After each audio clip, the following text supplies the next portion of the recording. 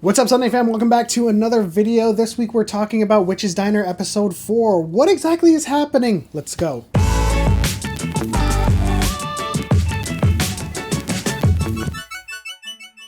So I think this is one of my favorite episodes so far because it's been so heartfelt, it was tragic, it was heartbreaking when it comes to the story of Sunmi. You know, she has aspiring dreams of becoming a singer, performing on stage, but then her life kind of turns upside down when her boyfriend of 7 years, I presume, suddenly breaks up with her. It's made even more tragic when you realize what she's giving up for this love. She's trapped in this gilded cage of wanting to be loved by someone. She's even willing to give herself as a person up for that love. And so she goes to the Witch's Diner and she wishes for this boyfriend who broke up with her to come back, giving up her voice, which in essence is her dreams. But it's so dumb, you know, like she even like had that amazing performance, like things could start changing for her in terms of her life and her career. She even ran into him and witnessed him talking to somebody else, so practically he cheated on her during this whole time.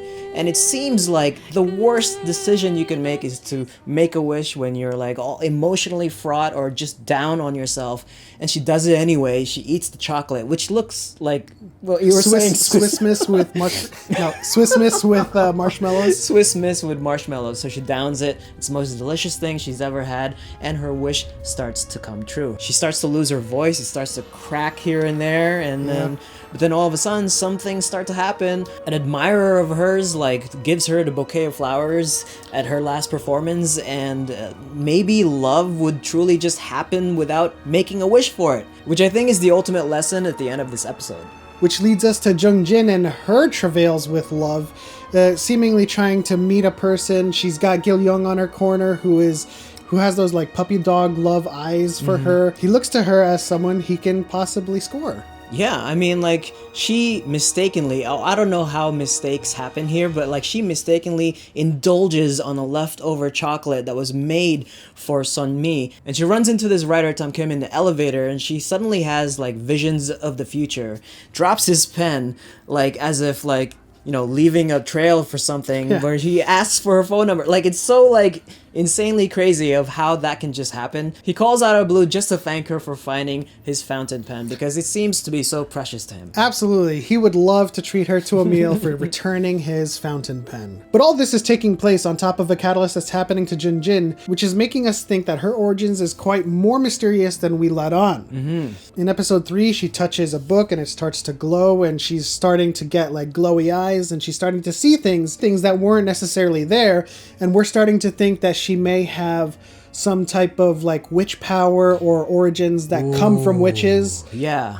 That's the prevailing theory that we are coming up with right now, because like she, in her past as a child, she was holding on to somebody's hand, which seems like it was like witch's hand because of the nails, right? Like it was very, and the laces, it was very mysterious. And then Hira is like also kind of like having this monologue about her holding on or giving up with being a witch. So there's something going on here where, you know, Jung Jin is maybe a witch herself, and maybe there's like a transfer of power. And in her monologue at the end, it kind of left us a little bit confused in what it all actually means.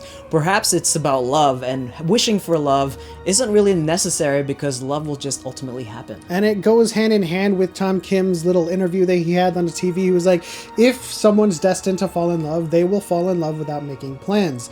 And I'd like to comment on this whole theory about transfer of power, because it is hinted on subtly when Jo-hira is like making these foods for all of these customers who are making these wishes. She's making Jung Jin participate, you know, stir counterclockwise. She's teaching her, like Jung Jin says, I'm not here to learn how to cook, but Jo-hira is doing that to her. She's making her participate. She's making her do all kinds of things that will lead to the completion of the dishes. And ultimately, I think she's teaching her how to make these dishes.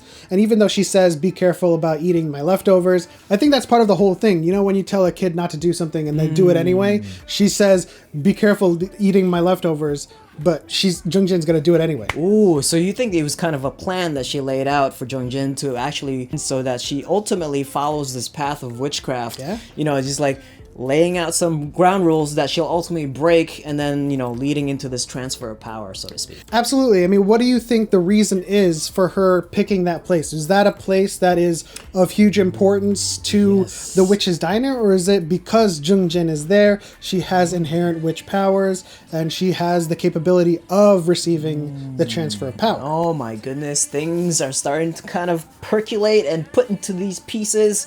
The puzzle is starting to, well, it's still kind of a little bit murky, but Yeah, we're still a little bit dazed and confused, but I think we're approaching the Swiss Smith with Swiss Smith. Yeah, we're still a little bit. Yeah, we're still a little bit dazed and confused, but I think little by little we're getting to the Swiss Miss with marshmallows. Delicious. Well, in any case, what do you think is happening? There's just so much mysteriousness that's happening still. We still don't know much of anything of what we know so far, but there's definitely something intriguing, and we're really excited for the future episodes. What do you think about it so far? Leave your comments in the section below. But in any case, that is it for us. Thank you so much for stopping by. Leave us a like, subscribe if you haven't already, tap that bell so you're notified when we post new videos, and once again, we'll see you next time.